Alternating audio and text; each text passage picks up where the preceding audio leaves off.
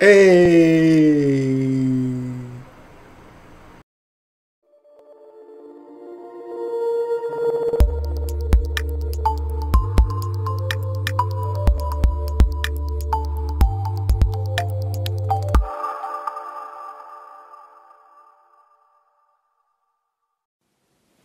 So, coming from a HD 7870, I had a choice between a GTX 760 or a GTX 680. Guess which one I got?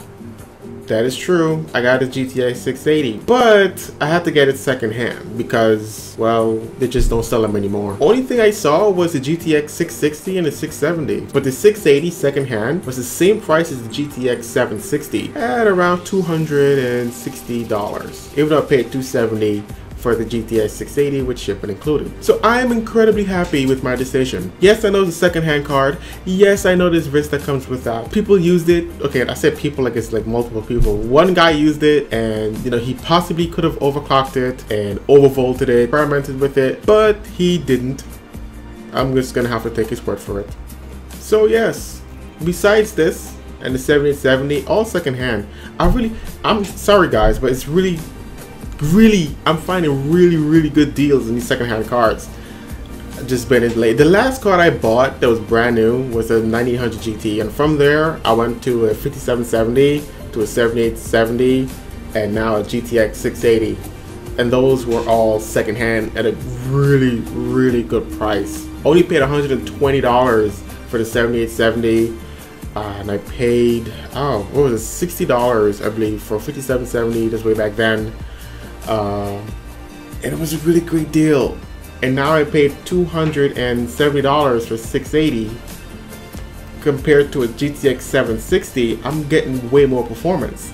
So I'm like, hell yeah, I'm gonna get the game card. Now, even though the card performed really well, the one thing I wanted to do, and I do with all my graphics cards over a certain period of time, maybe about 2 months, 3 months in, I open them up to clean them. Now, this card wanted to play hardball.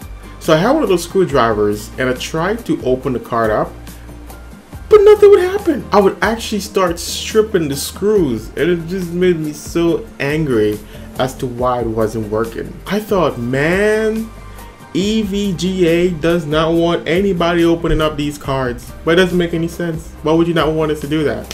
There are some manufacturers out there, I believe, that don't want you to open up certain cards because you actually will void the warranty. There's a sticker right over the screw that says, if you try to mess with me, you ain't getting no luck. You ain't repairing nothing. We ain't gonna fix something for you. But this card wasn't opening and it really aggravated me. Even though the screws fit and I would turn with all my might and the screws started stripping, I just couldn't figure out what the hell was going on. So I ended up buying a tool set kit that came with a bunch of other tools.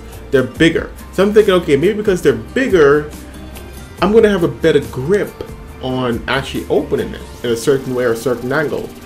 And it worked. It opened right up. I was able to clean it and reapply thermal paste, which was always a problem for me. Let me tell you something. When I got my 8320, okay, and I had the the H Hyper 212 Evo heatsink, it took me 18 tries to get the thermal compound right because it was just so hard. Sometimes I felt like I put too much or I put too little. It's just not right. It's not in the center. It was just so aggravating to apply thermal compound. You have no idea. 18 times, 18 tries. It was just that bad. I was never comfortable with the amount, or I thought it was too little. Man. So I thought I put a little bit too much on the graphics card. At first it seemed right, but I guess it's okay.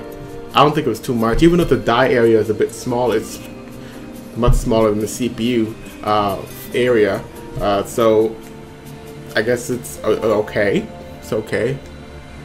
That took me 5 tries though. So yeah, 5 tries to actually do that. And then that thermal paste that I did there, that drop, that was the final drop. Okay, so now I have to buy more thermal compound for the future. I'm gonna clean the car for another couple of months, or reapply thermal paste in the CPU. That could be maybe every year or so, but I'm not gonna reapply thermal paste in the card. I'm gonna clean it, open it up, and blow out the dust inside of it until I notice the temperature started getting out of wacky. It's the summertime, it's hot. 91 Celsius really scares the shit out of me, honestly, because the limit of the card is 98 Celsius. I'm very comfortable with 75. And what I might just have to end up doing, if it goes out of control like that, if I see, now that my bandwidth is up and I have good bandwidth, I want to start live streaming. It doesn't help to live stream if there's a blow dryer in the background. Okay, and that's exactly what this card is. I really wasn't thinking. I actually think the way the card looks is really sexy. I really like the brick style cards with the single fan. The drawback is it's really, really noisy. So what I'm gonna end up have to doing is possibly lowering the voltage, flash the BIOS to lower the voltage, and that would obviously lower the clock frequency. I'm fine about 1.1 gigahertz. No issues. Flash it down to about 1 volt, 1.050, or because right now it's at 1.150, 1.150 volts, which is close to 1.2 volts. So I don't know. No, it's summertime. I don't have an AC, so it's gonna get pretty toasty in there, and I don't want to sacrifice it to heat, because heat will kill it. It will die. Baby, I love you so much.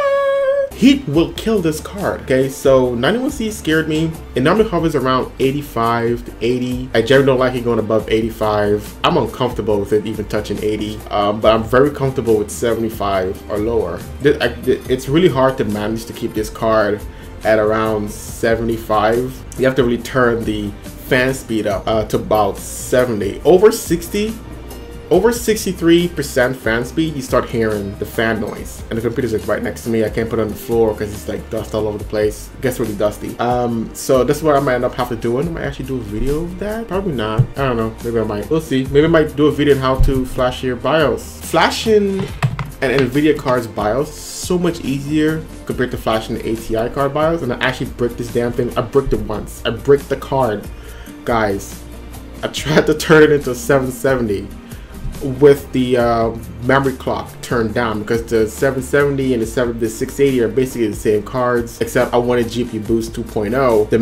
The frequency and the memory on the GTX 770 is significantly higher. I think what was it, 7 gigahertz? This one has 6 gigahertz. So even though I turned down the memory clock, it bricked. I rebooted, it never turned back on, but I was able to fix it through the DOS. Obviously I would have needed a second, so yeah, I would have needed a second card. You always need to, if you're gonna flash your BIOS on your card, especially like a heavy modification like that, like changing it to something that is really not the frequency. The frequency is okay as long as you know what you're doing, and the voltage is okay as long as you know what you're doing.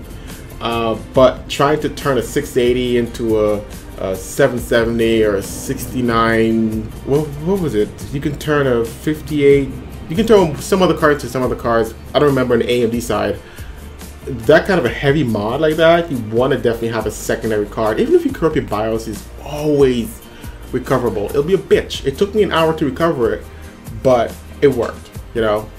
Yes, it's still a 680. I didn't try to. I really wanted GPU Boost 2.0 so I can have the temperature limit, so that I can, if it reaches 75C, it'll clock itself down. You know, that's so handy. But it only has GPU Boost 1.0. I'm not even gonna try doing that again. Doesn't really matter to me right now. However, I do plan on adding another GTX 680 in it until GTX 980 comes out. I'm gonna skip the 7 and I'm gonna skip the 800 series for the 900 series, which I do believe has the 3D RAM on board.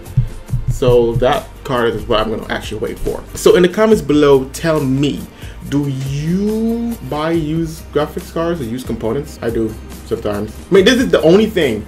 The GPU is the only thing in my rig that's actually secondhand. There's nothing else. Everything else is brand new. But does it even really matter? I mean, because you gotta really know what you're doing. I'm more comfortable buying a secondhand CPU than I am a graphics card, because I believe graphics cards tend to die faster than the processor.